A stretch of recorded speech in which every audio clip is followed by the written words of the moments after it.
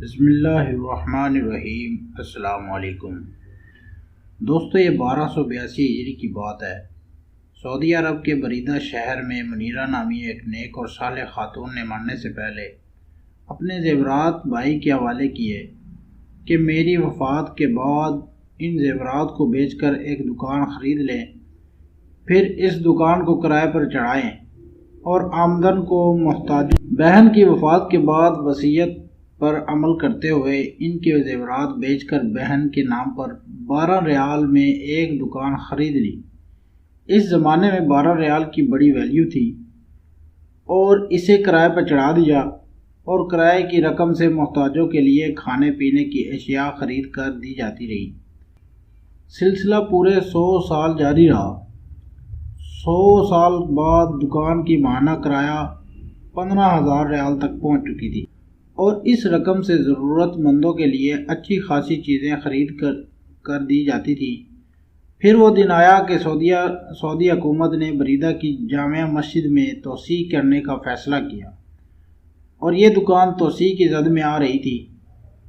چنانچہ حکومت نے 5 لاکھ ریال میں یہ دکان خرید لی۔ دکان کی دیکھ بھال کرنے والے امانت دار شخص نے اس خطیر رقم سے ایک دوسری جگہ ایک پوری عمارت بنا لی جو کہ بڑی 4 دکانوں اور 3 فلیٹس پر مشتمل ہے، اور ان دکانوں اور فلیٹ سے اب ماہانہ لاکھوں ریال کرایہ آتا ہے اور یہ کرایہ اللہ کی راہ میں خرچ کیا جاتا ہے۔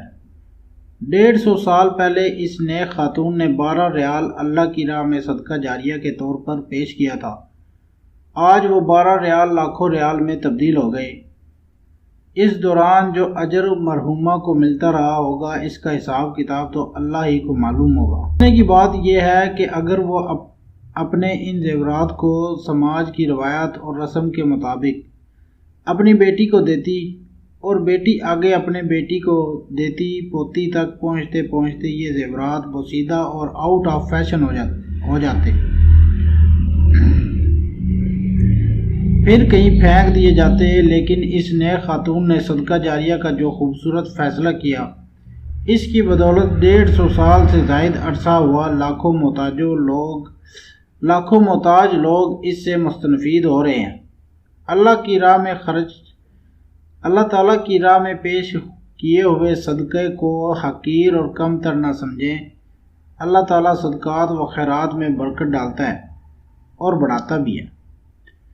دوستو، اگر ہماری ویڈیو آپ کو پسند آئے تو ہمارے چینل کو سبسکرائب کریں اور ویڈیو کو لائک کر دیں۔ جزاک اللہ۔